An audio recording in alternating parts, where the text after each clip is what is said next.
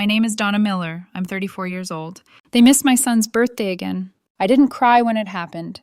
I didn't scream, didn't call anyone out, didn't post anything passive-aggressive online. I just stood in the backyard, surrounded by balloons slowly losing air, and felt something quiet finally give way inside me. 7 is a strange age. 7 is when kids stop asking why and start assuming truths. Why didn't Grandma come? Becomes Grandma doesn't want to come. Why didn't Grandpa call? Becomes I must not matter. And I wasn't going to let that happen to Mason. So I planned everything myself. The cake, the backyard games, the rented bouncy slide I knew my family would call too much, which always made me laugh, considering they once threw my sister Lily a baby shower with an actual champagne fountain. Apparently, celebration was only excessive when it wasn't for me, or my kid. Mason made the invitations by hand. He sat at the kitchen table with his tongue caught between his teeth, choosing stickers like the decision carried weight. Race cars for Grandpa, cats for Grandma. I slipped in a short note before sending them out. He really hopes you can come this year. So do I. They saw it. I watched the read receipts light up in the family group chat. I saw Lily react to a meme someone posted minutes later. I watched the 3 little dots appear under my mother's name, then disappear. No reply. The day came anyway. The sun was bright, the kind of day people later describe as perfect. Balloons were tied to the fence. The cake sat covered on the patio table. Neighbors showed up with wrapped gifts and homemade brownies, smiling kindly like they didn't notice the empty chairs set aside for my family. Mason kept asking when Grandpa was coming. He might be stuck in traffic, I said, hating myself for lying. Every 10 minutes, he checked the gate. They never came. That night, after I finally got Mason to sleep, after he whispered, "Maybe they just forgot again?" I sat alone in the dark with my phone in my hand, fighting the urge to type something sharp and ugly. I didn't have to wait long. 3 days later, Lily texted me. No apology, no mention of Mason, no explanation. Just this. Hey, can you send $820 for Dad's retirement gift? We're getting him a custom grill. Everyone's pitching in. It's a surprise. I laughed out loud, a loud, brittle laugh I hadn't let out in months. My son hadn't even gotten a happy birthday text. But sure, let's spend almost $1,000 on a grill for a man who never came to a single school event. The same man who once said he didn't believe in birthdays after age 10. I thought about everything I'd paid for over the years. My parents' air conditioner when it broke in midsummer.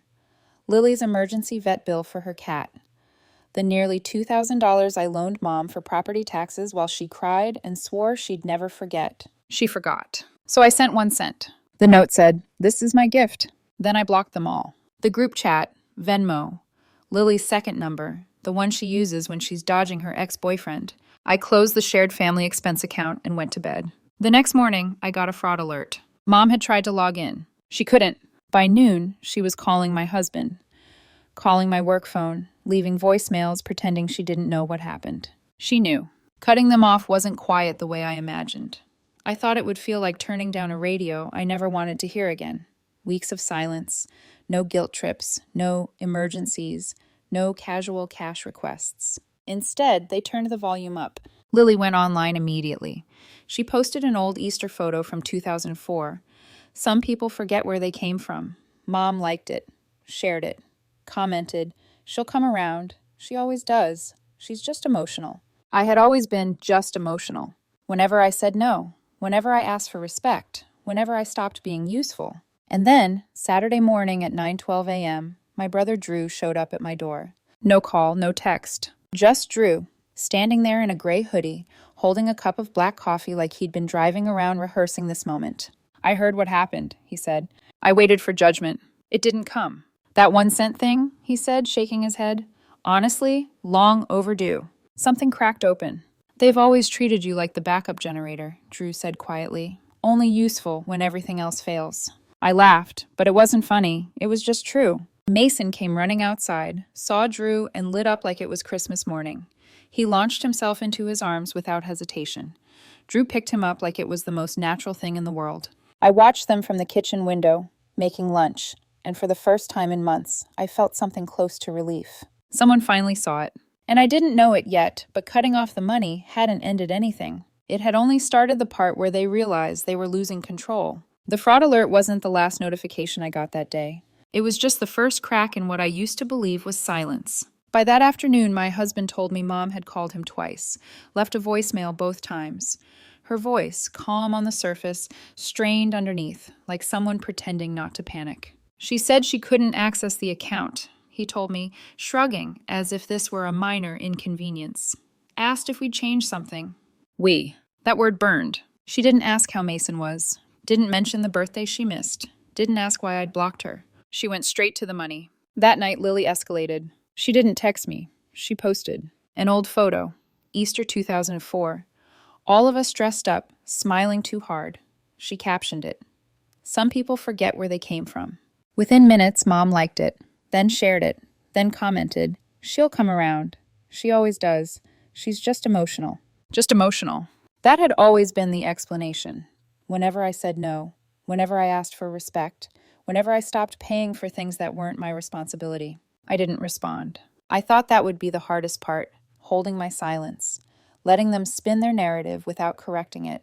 I was wrong. Saturday morning, 9:12 a.m. My husband opened the door in basketball shorts and socks, then froze.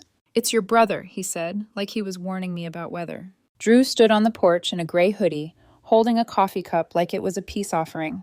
He looked tired, older than the last time I'd seen him. No hug, no smile. "Hey," he said. I stepped outside and closed the door behind me. We sat on the porch, shoulder to shoulder, staring at the yard. He handed me the coffee. Black, no sugar. He remembered how I hated it. "I heard what happened," he said. I waited for the lecture, the family as family speech, the suggestion that I'd gone too far. Instead, he exhaled slowly. "That 1 cent thing?" He shook his head. "Brilliant, ballsy, honestly overdue." I blinked. Drew had always been the neutral one, the peacemaker, the one who went quiet when things got messy and moved across the country as soon as he could. He only came back for weddings or emergencies. This was both. I told him everything. About Mason's birthday, about the invitations they read and ignored, about my son checking the gate every 10 minutes, about the extra chair he'd saved for Lily. I didn't cry while I said it. My voice stayed flat, like I was listing groceries. Drew didn't interrupt. He didn't defend them. He just listened. "They've always treated you like the backup generator," he said finally, "only useful when everything else fails." The words landed heavier than I expected. I laughed once, short and humorless. "That's painfully accurate." He nodded. "I've been watching it for years. They lean on you, dump things on you, expect you to show up, but they never show up for you." "Why didn't you say anything before?" I asked. He looked down at his hands. "I didn't want to get involved. Thought it wasn't my place, but it's past that now." Then he said something I didn't expect. "You didn't overreact, Donna. You finally reacted." He told me Mom had called him after she couldn't access the account. Said she sounded more frantic about the money than the fact that I wasn't speaking to her. That tracked. Then he asked quietly, "Do you want to step back for real this time? No half measures." I looked at him. "I don't trust anyone in this family anymore." He nodded. "That's fair, but I'm not them." He offered to handle the calls if they came, to be the buffer, not as a threat, but as a promise, a line drawn by someone they couldn't dismiss as emotional or dramatic. I didn't say yes, not right away. Later, Mason came outside, saw Drew, and lit up like it was Christmas morning. He ran straight into his arms, no hesitation. Drew picked him up like he'd been waiting for that moment his whole life. They stayed in the backyard for almost an hour, tossing a ball, talking about drones and dinosaurs. I watched from the kitchen window while making lunch, feeling something unfamiliar loosen in my chest. Relief. That night, after everyone was asleep, I replayed Drew's words in my head. It didn't erase the years. It didn't fix what was broken. But it cracked something open. Someone finally saw the pattern. And once it had a name, I couldn't unsee it. The messages didn't stop after that. They just changed direction. Cousins started reaching out with vague lines about how family is forever. Mom emailed instead of texting. Mason doesn't deserve to be without his grandparents. No apology, no acknowledgement of the birthday they skipped, just the usual reframing. My boundaries as cruelty, my silence as punishment. And underneath it all, the same message they'd always sent. "Come back, pay up, make this easier for us." I didn't reply. Because for the first time, I wasn't the only one standing alone. And they could feel it. The pressure didn't stop. It just got quieter, which in my family was always worse. The emails turned practical. Dad asked if I could help figure out why a recurring payment wasn't going through. Lily claimed she needed access to some old tax documents I'd organized years ago, tucked neatly into shared folders I'd forgotten existed. I didn't reply. I flagged everything. Changed passwords, logged out of old devices. I thought that would be enough. It wasn't. One afternoon, Mason came to me holding my old phone, the one he used for games, the one still connected to my cloud account, because I'd never bothered to fully reset it. "Mom," he said, "Grandma called me." My stomach dropped. "Called you?" I asked, keeping my voice even. He nodded. "Twice." I asked what she said. He shrugged. "She asked how you were doing, if you were still mad, and if I missed her." He looked up at me, uncertain, like he was trying to figure out which answer was safe. I took the phone from his hands and wiped it clean. Changed every login. Reset every backup. I didn't tell my husband right away. There didn't seem to be a point. By now, it was clear he wasn't going to step in. Not really. He hated confrontation. Whenever I told him what they said or did, he brushed it off. "They probably mean well," he'd say. "Don't let it get to you." Family stuff is always messy. I kept waiting for him to say, "They hurt you. I'll make sure it never happens again." He never did. Drew, on the other hand, checked in quietly. No pressure, no advice unless I asked. He mailed Mason a small drone and spent an hour flying it with him over video chat. Then, one morning I got a notification. $1,000. Missing. From an old account I'd forgotten was still linked to a card. Not my main one. A family transaction account that had been empty for months. Or so I thought.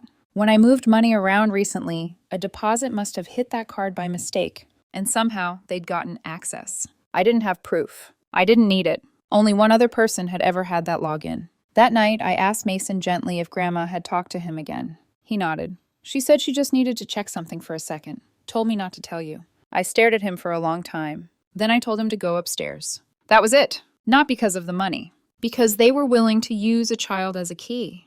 They hadn't crossed the line. They'd erased it. I didn't call them. Didn't demand the money back. Didn't post anything online. I just made sure there was nothing left to take. Every account closed. Every login changed. Every shared access revoked. Quietly. Thoroughly. Then came the silence. Real silence. No calls, no emails. Even Lily went dark online. I let myself breathe. Until the letter arrived. No return address. My name in block letters. Neat and deliberate. My hands shook before I even opened it. Mom called it a peace letter. Pages of explanations. Retirement stress. Lily's grief. How hard it had been on them since I pulled away. No apology, just blame disguised as concern. Then I saw the yellow sticky note tucked inside. 2 words. I texted Drew a photo. He called immediately. He told me the truth. Months earlier, before Mason's birthday, before the 1-cent message, Mom and Lily had called him. Told him I was spiraling, making threats, offered to pay him to talk me down, to convince me to drop my boundaries. He said no. That's when they froze him out. "When you sent the 1 cent, he said quietly. It was like watching the power finally shift. I sat there realizing something new. He hadn't sold me out. In this family, that felt monumental. But the note in Mom's letter wasn't an apology. It was a warning. I know you know, and I'm not done yet. 3 days after the letter, my phone buzzed again. A bank alert. An old joint account, one I'd completely forgotten about, had gone into overdraft. 743 hum. The charge description made me laugh out loud. Wellness escape weekend. Spa. Meals. Healing workshops. Of course. Lily had always loved the language of self-care when someone else was paying for it, and she'd forgotten one small detail. I was still on the account. I didn't message her, didn't warn her, didn't ask questions. I paid the overdraft down to the cent. Then I added 1 extra penny and closed the account for good. Quiet, final. For a while after that, the silence returned. The real kind. No emails, no guilt posts, no sudden emergencies. I almost let myself believe it was over. It wasn't. It just changed audiences. We were having dinner with my husband's parents when his mom set her fork down and said casually, "We heard from your mother." My chest tightened. "She said she's been trying to apologize," she continued, "that you're having a hard time, that things have been blown out of proportion." I didn't speak, she went on. She sounded worried about Mason. That's when it clicked. I hadn't told my in-laws much, but my mother had filled in the gaps for them. Emails, probably.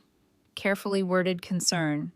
The suggestion that I was unstable, that I was isolating Mason out of spite. The silence hadn't been peace. It had been strategy. I updated every school record the next morning, removed old emergency contacts, locked everything down, I should have done it sooner, because a week later, Mason's school called. Your sister picked him up, the secretary said. She was listed as an emergency contact. My heart stopped. I left work without explaining. Drove faster than I ever had. Lily was already gone when I got there. Mason was fine, confused but unharmed. That was it. I updated the forms again, filed a report, blocked her everywhere. No announcements, no speeches, just protection. That night, Mason slept beside me, his hand wrapped around mine like he was anchoring himself. I lay awake, staring at the ceiling, thinking about all the times I'd been told I was overreacting. I hadn't been. I was responding to years of being treated like a resource instead of a person. Family wasn't something you proved by paying or enduring. It was something you showed up for. They hadn't. So I stopped. And for the first time in my life, the silence felt like mine.